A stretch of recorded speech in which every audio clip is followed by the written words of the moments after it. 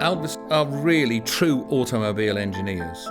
Everything from the concept through to the finished rolling chassis is designed and engineered by the Elvis Car Company.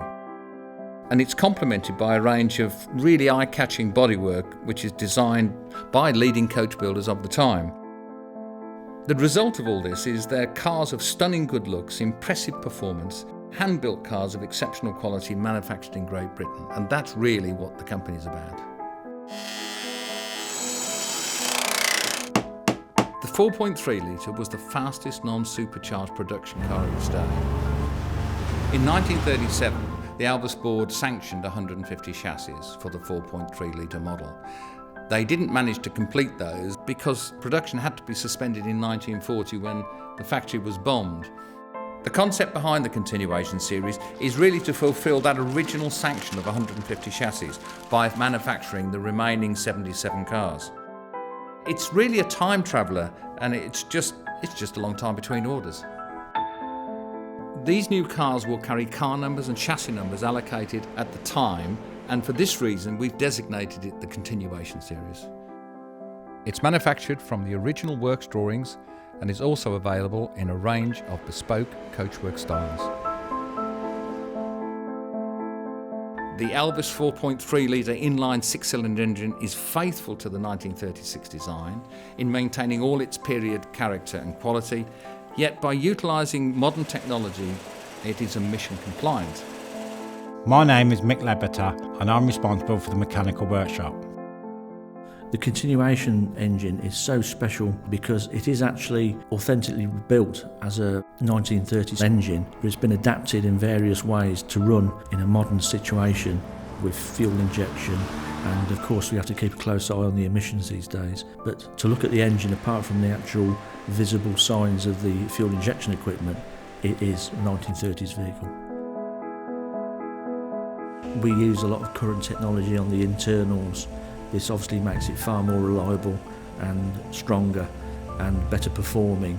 They're obviously balanced a lot more closely than they would have in the 1930s, so we can use a lot of modern technical equipment to improve the engine performance. Once the engine's finished and placed into the new car, we can then put it onto our rolling road and drive it in simulated road speeds while we're closely monitoring it with the Krypton machinery to take in all its specific readings. I'm Paul Cooper. I've got over 30 years experience within sheet metal and coach building trade. We call what we do coach building, and it's a method doing exactly the same as they used to do right up to the First World War. We start with a book or rolling chassis. We work around the car and you can slowly see it coming together. Folders, rollers, the English wheel and the Jenny. If we take like the Lancefield, there's a lot of joggle detail and curves. Fine sheet metal detail has to be done in a process before you move on to the next part. From the flat sheet, I'd mark out them curved lines and put them in on the Jenny first. And almost that part of the job has to be finished, shaped, before you moved on to the next part. And then we might use hammers and chasers to finalise the detail within the panels. There's a slight percentage of using a bit of new with the old. The major difference I guess we're using now is 3D printing technology. From the intricate sort of front and the back ends of the car where there's a lot of detail, we can make 3D printed jigs off, which we then backfill with a hardening compound so we can hammer on them, and that saves us a lot of time around the real tricky detail parts. And basically we work around the car till we've got all the outer panels. Can anything be from 2 or 3 days to even up to a month. You know, they want to purchase a new continuation car, but it's still done in the same ways as it was done back pre-war.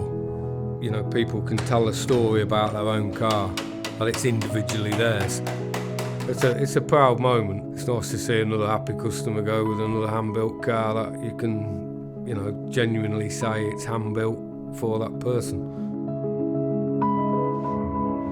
My name is Matt Smith. I run the paint and trim section.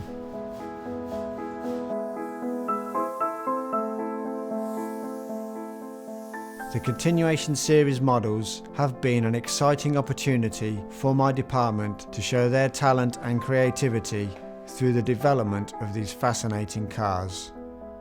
To be able to perfect each customer's personal requirements for their cars has been a really rewarding experience for me and the team.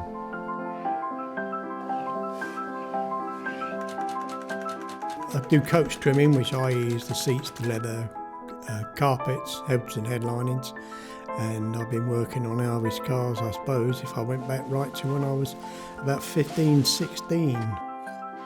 Well, the new car that's been developed here, that it's still done as if it was an old car come in. This is actually the same car that I'd done years ago.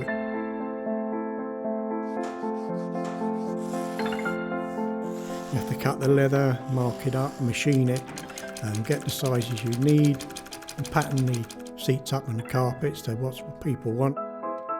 I get just job satisfaction out of it, because when you look at the car afterwards, and it really does look nice and you're pleased as punch with it, and you get a lot of feedbacks from the customers now. They get emails come back in saying what a lovely job the car is, and thank Bob for what he's done for me and everything else, and I get satisfaction out of that, definitely.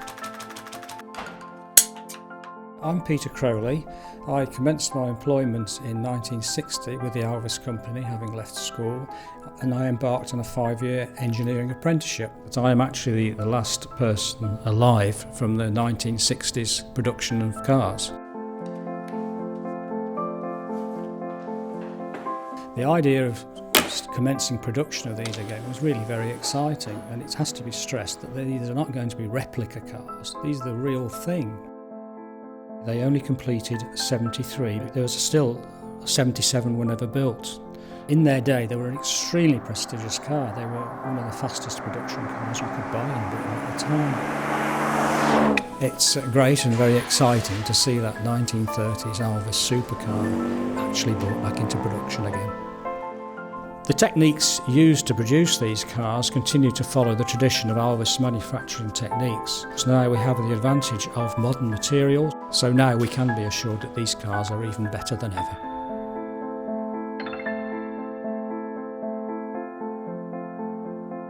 The continuation car is aimed at the new car collector.